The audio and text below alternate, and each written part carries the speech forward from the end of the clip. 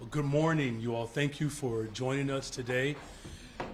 It's always a great pleasure of mine to be able to present to the people of Chicago what we've been up to and the work that we have done collectively to build the safest, most affordable big city in America.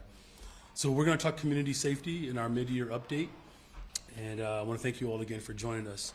We have a few people here really quick that I want to just make sure everybody knows. We have our acting comptroller, Mike Belsky, is with us, my chief of staff, Christina Pasion Zayas, and then our deputy mayor for community safety, Gary and Gatewood. As we reach the mid-year point, we wanted to give you all an update on the progress that we are making and building on, again, the safest, most affordable big city in America. Some of you may have seen this article that was printed in the Tribe. It exposed the groups that are sending out misinformation about crime, and they're sending this misinformation out to Chicagoans. The Urban Center PAC has been sending these messages to confuse Chicagoans, particularly in the 12th, 26th, 30th, 33rd, and 35th wards. The texts claim that violence is rising in Chicago.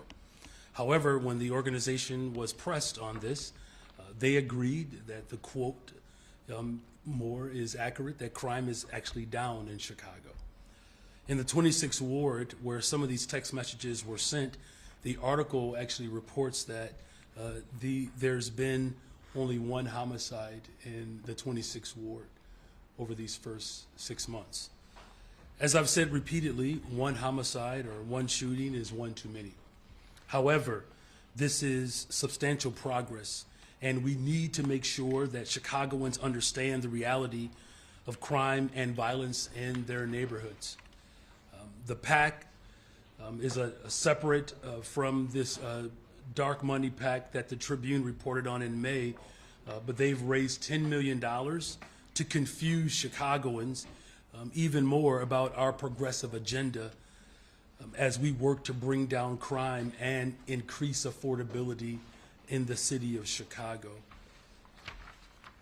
This is also separate from another PAC that was reported in the Sun-Times last year, which formed a so-called vision to raise millions of dollars to oppose my agenda, my progressive agenda that's drawing and driving crime down, and my progressive agenda that's building more affordability. The purpose of this PAC, in part, is to support really a more conservative mayoral candidate in the future. Even though we are, still several years away from the election season, this is what this PAC is up to. And as you can see, there are millions and millions of dollars being spent to spread lies and misinformation about the work that we are doing. But let's talk about the reality. The reality is that the Chicago Tribune reported this weekend that violent crime is down to levels not seen in at least a decade in our city. This is a very direct quote. The steepest statistical drop in recent memory, with fewer than 200 homicides in the first 6 months of a calendar year for the first time in more than a decade. So year to date, let's look at the numbers again. Homicides are down 32%. Shootings are down almost 40%. Robberies are down by over 33%. I don't know if we have the numbers up there, but shooting victims are down. I believe that number is 40%. But let's talk about the why. That's what's most important here. We can identify a few key reasons why we've seen this decline under my leadership. Our police department has done an effective job at deploying resources effectively, solving and clearing more cases, and rebuilding trust with residents through constitutional policing.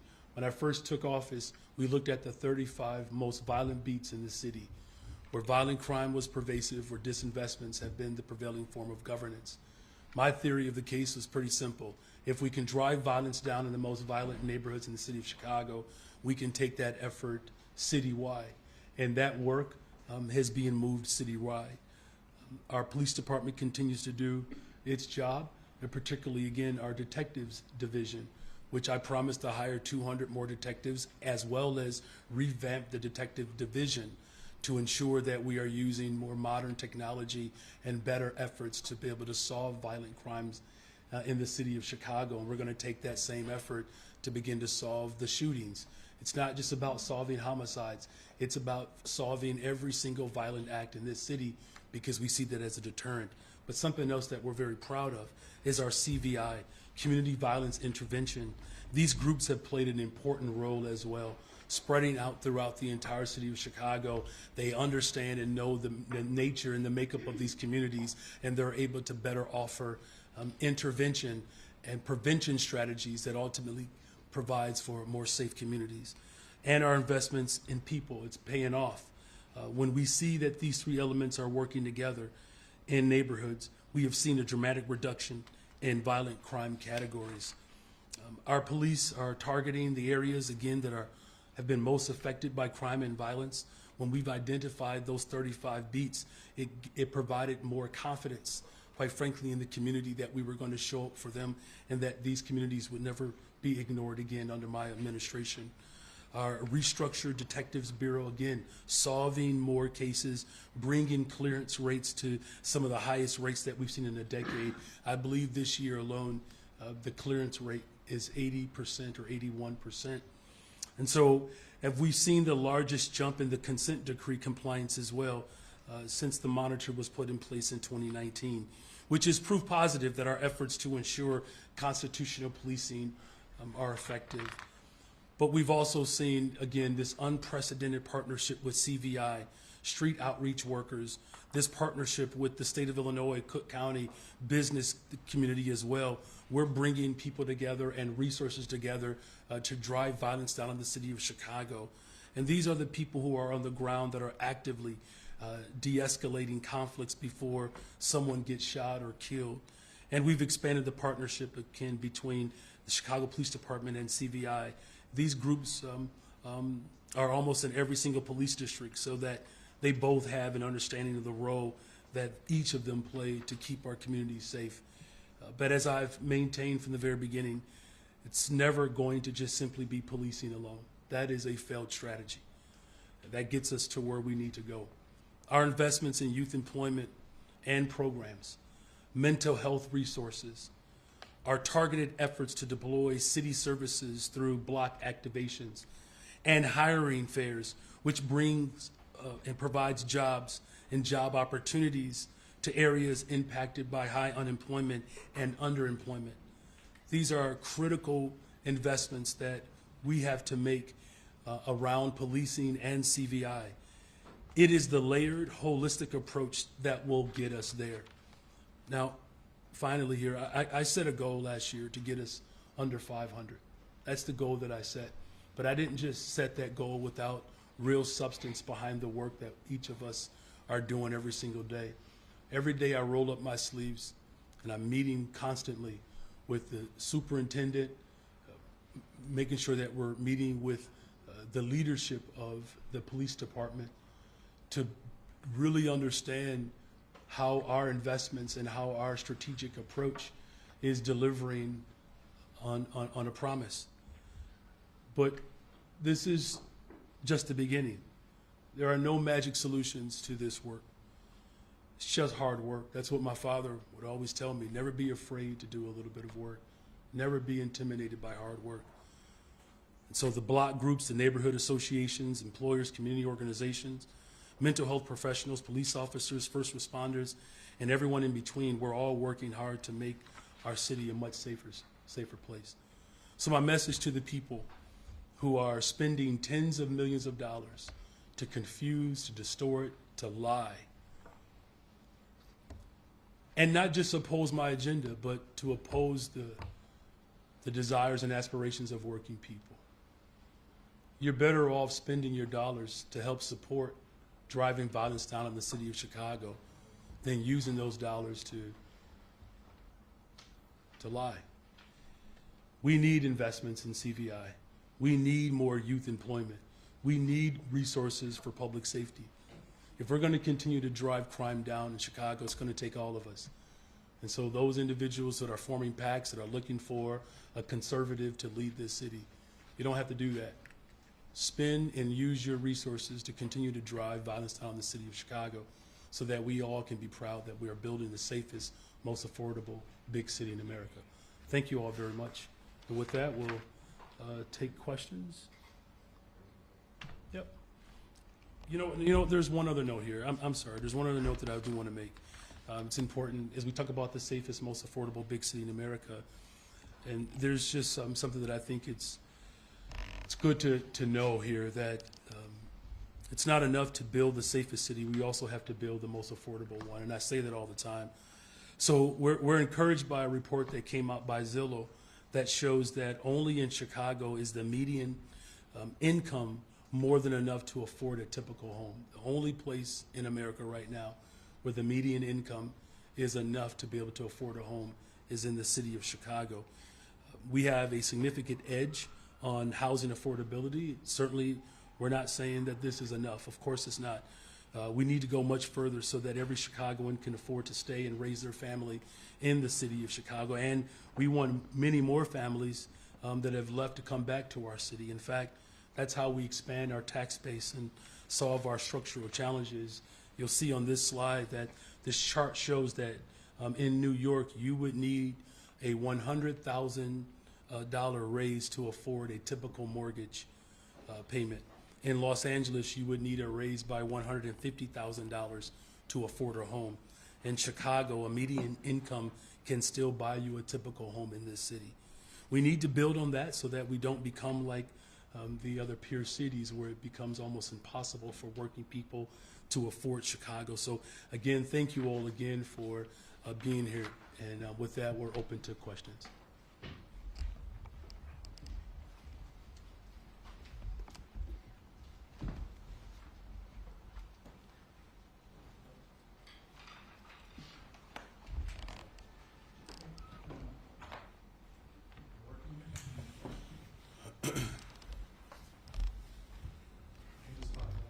Works. I think we're good now. Okay. So yesterday we learned that the unassigned balance was zeroed out in 2024. What impact does that have on the 2025 budget? I know that the city used a portion of the fund balance to help close out, or anticipated using it to close out the 2025 deficit. Well, if you remember, thank you for that question. You know, the ultimate goal was to ensure that we were making strategic investments to draw down on our legacy debt in Chicago. As you know, the pension debt has grown, over the course of just years of negligence.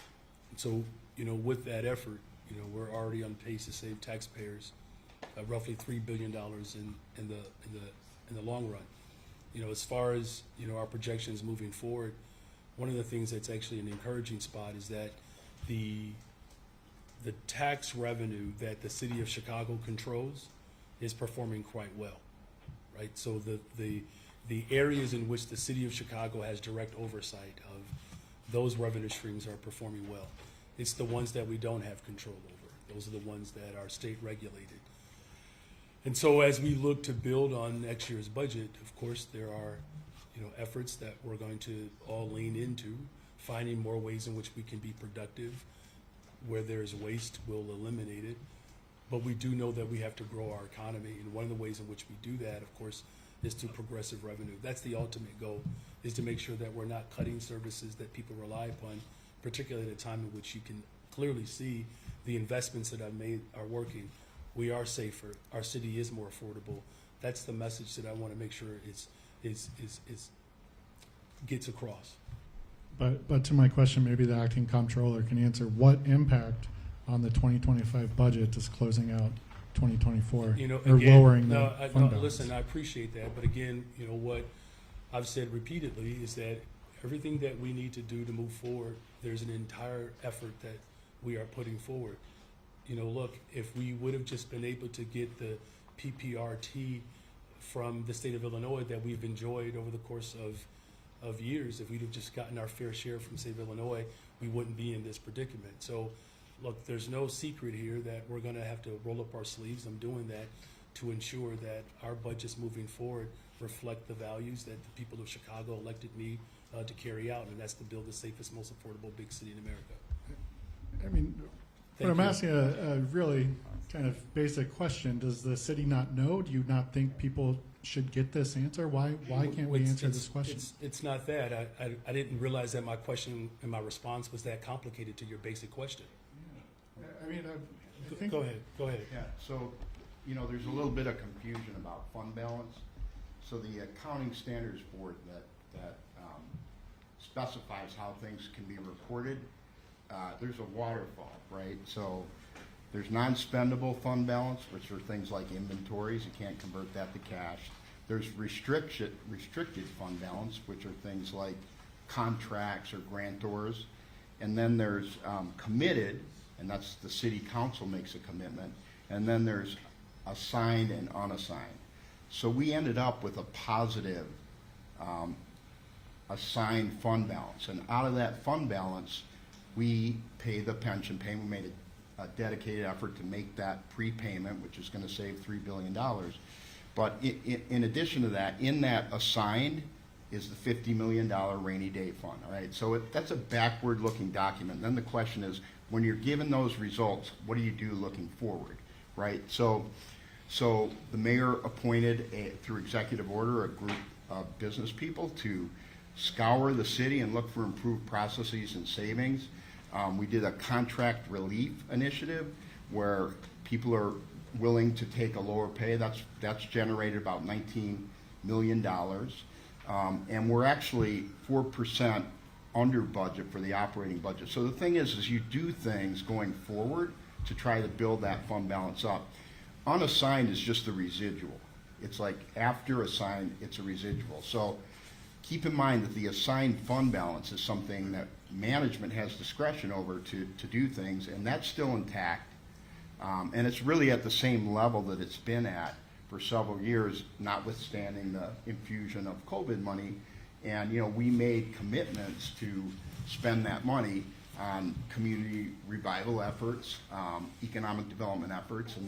And if you look at our revenue sources that were up last year, they're all economically sensitive.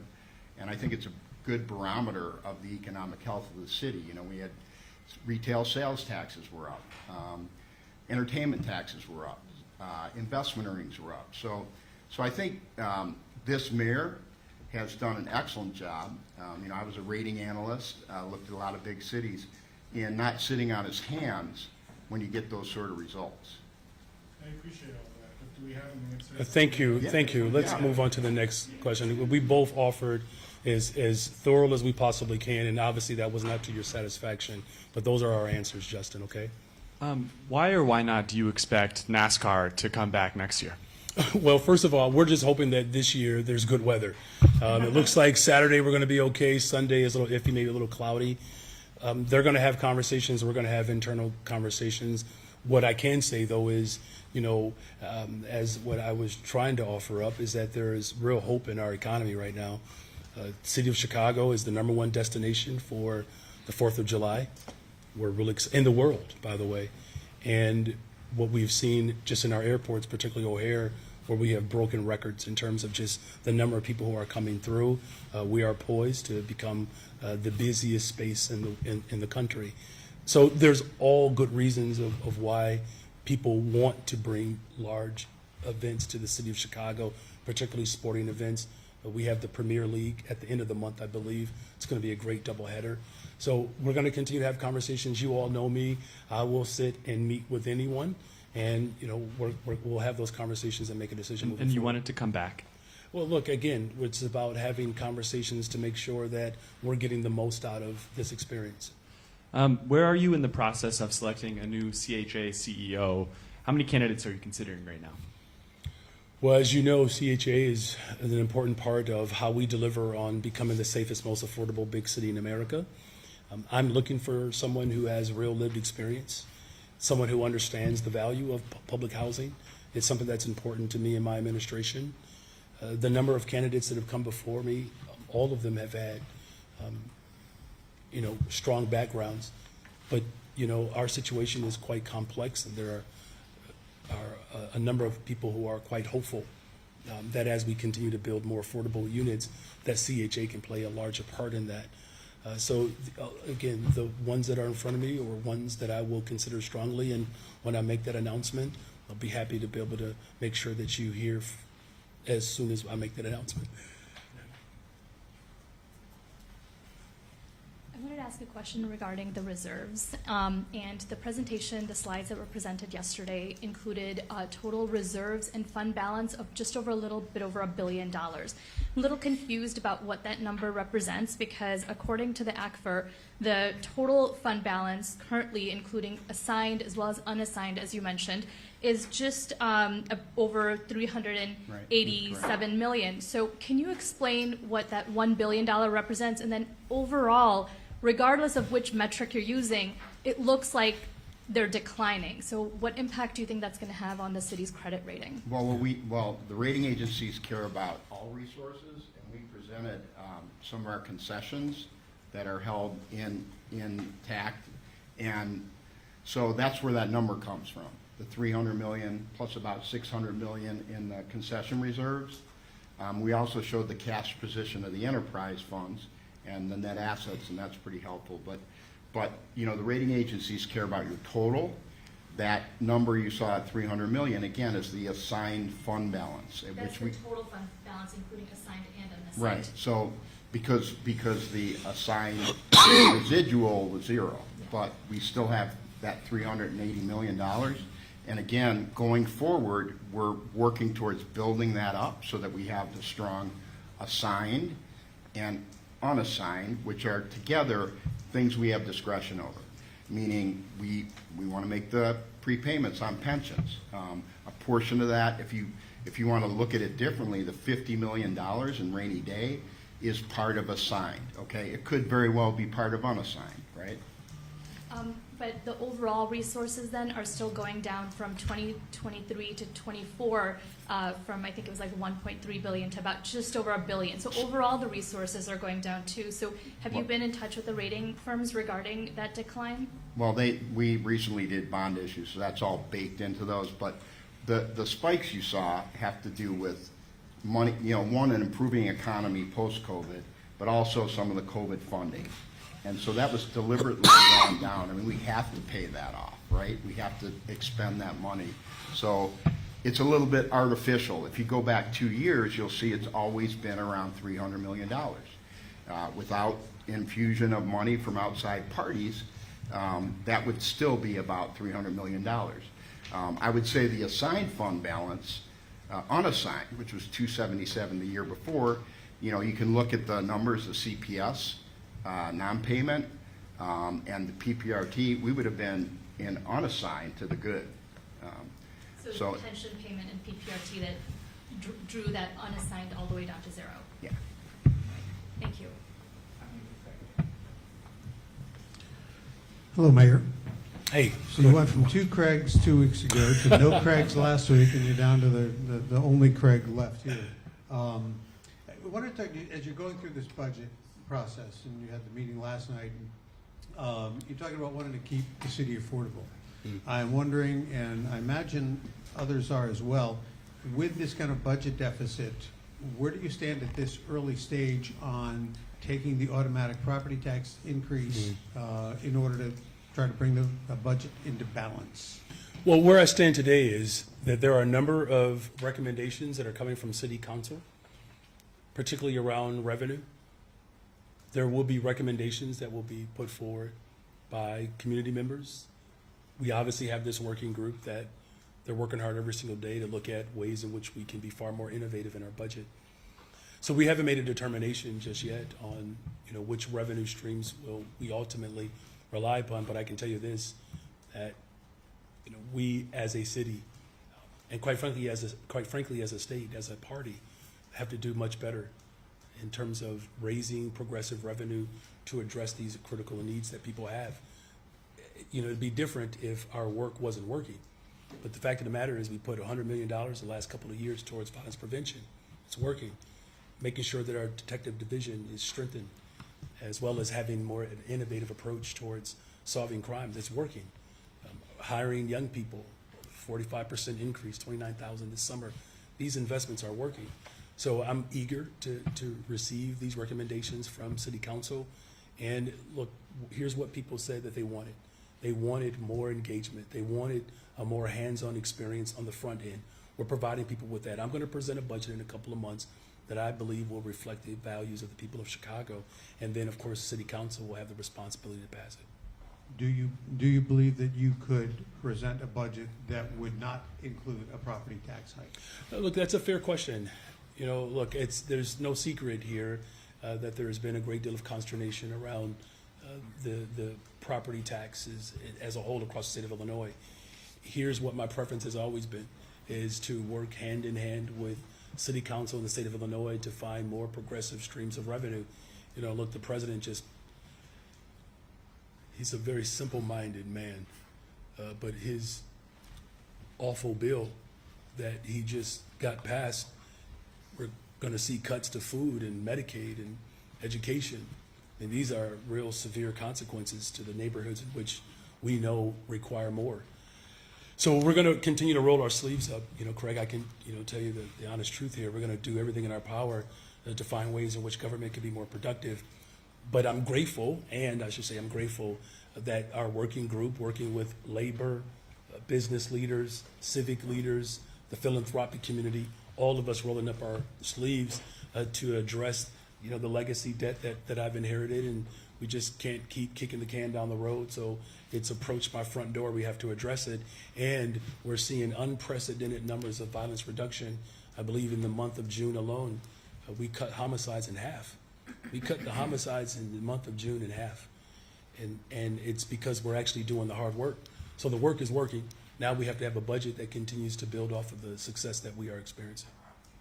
Good afternoon. Good afternoon. Last week, interim CPS CEO King said that the deficit's going to actually rise by about $200 million to over $700 million. And then she announced some layoffs and eliminations of jobs at CPS. The ProPublica and Chalkbeat investigation last month showed that about 150 schools were half empty. Is it time to start talking about possible plans for consolidation or closing when the moratorium drops in 2027? Well, first of all, I'm grateful that we have a CEO that is willing to tell the truth of what the real number is, and that the layoffs that took place were layoffs that she essentially inherited, and she's inherited a great deal of challenge there. She's got 30 years of experience, Dr. King does. So I feel confident about her effort as a public school teacher, 12 years, a principal, I believe, as well, for about 18 years, roughly. I trust her judgment. As far as what our conversations need to be about, or what our conversations need to consist of moving forward, the conversations really have to be about what our families and our children deserve. That's the only conversation we should be having. And quite frankly, it's been a long time since we've actually been able to have substantive conversations around what working people want in this city. For decades, we've talked about cuts and closures, these consolidations and these so-called efficiencies. Guess where we are? We're in a worse condition than when it was done, over 10 years ago. So the conversation moving forward has to be about, again, how the state of Illinois and the city of Chicago can work together to make sure that all of our districts are fully funded. No one disagrees that there's been some progress, but no one disagrees that more needs to be done at the state level. Everybody knows that. People want better schools. They want better resource schools. As population continues to grow in our city, and it will continue to grow, it's going to be imperative that we make critical investments today so that our young people are not constantly being undermined simply because of the failures of the past. So we're going to do everything in our power to make sure that we do right by the people of this city. As someone who sends their kids to the public schools, who taught in our public schools, I can tell you exactly what families want to talk about. They want to talk about ensuring that they have social workers, counselors, small class sizes. They don't want to have conversations about, again, cuts and closures and things being taken away from them. As someone whose children are fourth generation CPS grads, I understand that. But experts I talk to say that this is a discussion, including people on the board, this is a discussion that if you have in advance and if you do carefully, it will be a much, let's say, kinder plan than something done in crisis mode. So are you saying you will not have those conversations? Well, what I'm saying is, if the conversation around taking things away from children is a kind conversation, there was a conversation about that a decade ago around that same premise. And what did it get us? Did it get us any better results? The answer is emphatically no. And so what I'm simply saying is, we're going to have a conversation about how we build on our school district. That's the most important conversation. And I can tell you about generations, particularly of black folks, who have been stuffed in Willis wagons, where black educators have been fired, where there's been a direct undermining of even black history that's coming from the President of the United States of America. So there's a long history in the city of Chicago where black families in particular have been ignored. Let's not do that anymore. I think that's just an appropriate way to move forward. Let's have a conversation about what people need. Let's do that. And I think as we have conversations about what people need, then we can find a pathway to ensure that our district is showing up for working people. Thanks, Thank you Monica. for those questions. Thanks, Clear, Monica. the answer's no. Yep, we'll go to Mark. Thanks. If it's not, just let me know. I'm getting a no. Okay, the last press availability, you said that you wanted to create safe spaces that were welcoming for these barbarian, that's the only word I can come up with, kids that are teen and older that are perpetrating these teen trend takeovers. Well, the day after you vetoed the SNAP curfew, there was a resurgence of a teen trend action in Maple Park subdivision of West Pullman. And without going into all the gory details, some of the gory highlights included pellet guns mixed with water guns, and I believe she was 7 or 8 year old girl being missing for 2 hours because she was hiding in her mother's car because she was Mark. so traumatized by that. So the neighbors, and then I'm getting to the question. We got to get to the question. Give me a chance. So the neighbors in that community want to know what you are going to do as far as creating safe spaces for them and their children in their community. Yeah, thank you for that question, Mark. It's important. Look, we're working hard. I'm going to pass it over to our deputy mayor. Oh, he had to leave to the hearing, sorry. But we are working hard to prevent these large gatherings from taking place. As we've said repeatedly, that in many instances of these large gatherings, the vast majority of the arrests have been adults. So, the characterization of large gatherings automatically meaning teens, I just want to level set that we're not speaking something that is not entirely accurate. As far as creating more safe spaces, absolutely.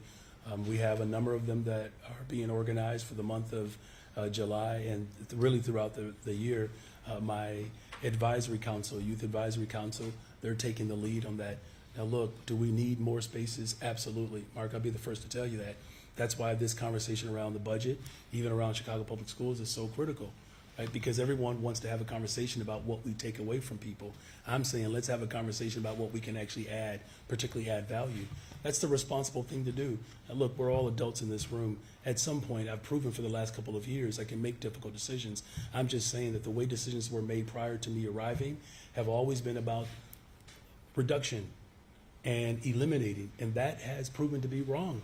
Now look, if you look after what we've done for the first 2 years in office, there's a reason why violence is going down in the city of Chicago, is because we're doing the things that work. I promised a safe, affordable city. There's a lot more work to be done, but that includes creating more spaces in neighborhoods where people can go and hang out and feel safe. And that's going to require some investments, and we're looking forward to the budgetary process that will help speak to those desires to encourage and increase more safe, activated spaces. Well, before I get to the next question, that investment in that community is going to require the expansion of that field house, which they've been trying to get expanded for 59 years. I heard loud and clear. Open. All right, next question, Okay. loud and clear. Okay. That's I'm good just- advocacy. I hear you. I'm just telling you. You've been, Because the and I've neighbors been. are like, if you don't create a safe space for us in that neighborhood, we're going to use something to create an unsafe space for Gotcha. the people and dissuade them. So Understood. next question. So the feedback on the reparations commission or committee or whatever is that it doesn't really address the needs of FBAs and only for FBAs. It comes off as more of trickle-down voodoo economics 2.0. So what is your plan, or do you even have a plan to address specifically descendants, creating wealth for descendants of chattel slaves Well, who this came this here between 1619 and the 13th Amendment? well this is the plan, right? The first thing that we had to do was to make sure that we put dollars behind the institution of reparations. No other mayor has ever done that. that's But here, not just putting keep money this, directly into their pockets. Mark. If you're going to ask the question, give me an opportunity to answer it. Okay? So the first thing that we had to do was to make sure that we have a collective task force. It is not the responsibility of one individual to determine how we respond to decades of oppression. Those are dictators. I'm saying that we are giving the community control to be able to help direct how government should show up. This is not Mayor Brandon Johnson telling people how we have to spend money to address historic disinvestment. That would be wrong, and I'm not going to do that. And so this task force, which actually has resources behind it, that's one element. The $1.25 billion bond investment that is going to repair the south and west sides of the city of Chicago as we create owner-occupied generational wealth building occupancy of the spaces that have been neglected. It's also about making sure that we're investing in our young people. It's also about making sure that we're creating more opportunities for mental health and behavioral health services. It's about jobs as well. But this is the first step in terms of this task force. Now, what I will say is that we've already put $4 million, an additional $4 million down towards wealth building and making sure that community organizations control those dollars. Now, look, if you expect me, after 400 years of disinvestment in this country of black folks, to be able to turn that around in 2 years, you know good and well that no one individual can turn that historical disinvestment around in 2 years. But what I can tell you is I'm the first mayor to actually put forth real money towards it. Nobody else can speak to that. In fact, we are leading the way in the country at a time in which this president is looking to undermine diversity, equity, and inclusion, which is really an attack on black labor. We are standing firmly. We're not scared. We're not intimidated. We're not afraid. But it's going to take all of us in this room, all over the city of Chicago, to have a real commitment to making sure that we are addressing the west and south sides of Chicago where schools have been closed, public housing has been shut down, jobs have been lost, where violence has been pervasive. There's a reason why we are moving towards a safer, more affordable city, is because we're actually putting our money where our mouth is. Now, there's more work to be done, and that's why I'm calling for the ultra-rich in this state to pay their fair share in taxes. In fact, it is well past time that Democrats actually stand up for working people to put money behind within these communities. And we have not seen that. We've seen austere budgets. We've seen cuts. We're seeing more people say, reduce services in our schools, reduce services in our housing, do not hire as many people, cut government at a time in which people are expecting government to do more, to do better. Well, guess what I'm doing? I'm doing more and I'm doing better, because we're going to build the safest, most affordable big city in America, whether anyone likes it or not. But I know the people who trust me in this position appreciate those investments. And FBA say that there needs to be less studying up Thank you, and more ma'am. paying up in their pockets Got it. and their pockets alone. All Thank right, you, sir. thank you. Mr. Mayor, the governor has selected his running mate, Christian Mitchell. Any thoughts about him, his Chicago ties? Are you hopeful that maybe he'll be able to help you in Springfield, making the argument for more funding for the city? Well, we're certainly going to, well, first of all, you know, that's the decision of the governor, and that's his prerogative. And obviously, as mayor of the city of Chicago, you know, I'm focused on, you know, what I have to do as far as, you know, the role that everyone has to play to ensure that Springfield is showing up for Chicagoans. We need every and all voices to do that. And, you know, it's one of those, we're in one of those historic moments where all over the country where there are real bona fide legitimate threats that are coming from the federal government, where we control the House of Representatives, we control the state Senate, we have the governor's mansion, we have Cook County, City of Chicago. there really are no excuses, quite frankly, for us as leaders in the city and throughout the state of Illinois. And I'm hopeful, right, as you know, clearly a generation of leaders are rising up all over the country that speak directly to the needs of working people. So I'm always going to remain optimistic about our opportunities in Springfield to ensure that we are making good on our promise to build the safest, most affordable big city in America. If I can just ask one more question. Sure, of course. The Trump Tower Chicago has agreed to comply with the Clean Water Act and to pay a record $4.8 million settlement for years of environmental violations. Your thoughts on that? Well, you know, first of all, let me just say, you know, my work to ensure that we have environmental justice is something that is a major priority of mine. We reinstituted the Department of the Environment, and it's being led by a remarkable individual, Angela Tovar. Our Department of Law, Mary Richardson and Laura, have been working hard to hold all people accountable. So, you know, look, the judgment is one thing, but I just want to make sure that I'm absolutely clear. This is really about long-term sustainability, and we have to have corporate leaders around the city of Chicago committed to ensuring that long-term sustainability for our environment is not just in place, but it's sustained. So thank you for that question. Mayor Johnson, your name has become a cautionary tale and a punchline nationally. People are saying that if Zohran Mamdani is elected mayor of New York, that New York will become like Johnson's Chicago. Which is one of the safest, most affordable big cities in America? Well, That's not a bad thing. And just for the record, get this message to Zohran. okay. If he's a Mets fan, the Cubbies are coming for him. All right? All right. Well, unfortunately, You don't know if he's a there's Mets fan or not?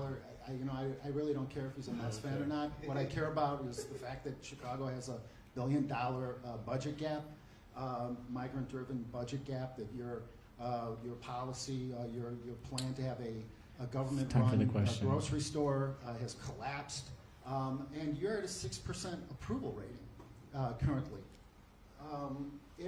So, what do you say? It's time for the question. What do you say to these people around the country who are saying that essentially your policies are a blueprint for how to destroy a major American city? And what do you think Zohran's approval rating will be if he institutes your policies? So perhaps you were dozing off during my presentation, which that has happened when I was a teacher. So I'm not even offended by it that you fell asleep during my presentation. But I will ask you to work a little bit harder to stay awake during class, because otherwise you're going to miss the important information. So there's a 30% reduction in homicides. In fact, even though there's a national trend, the city of Chicago is ahead of other major cities when it comes to the reduction of violence in the city of Chicago.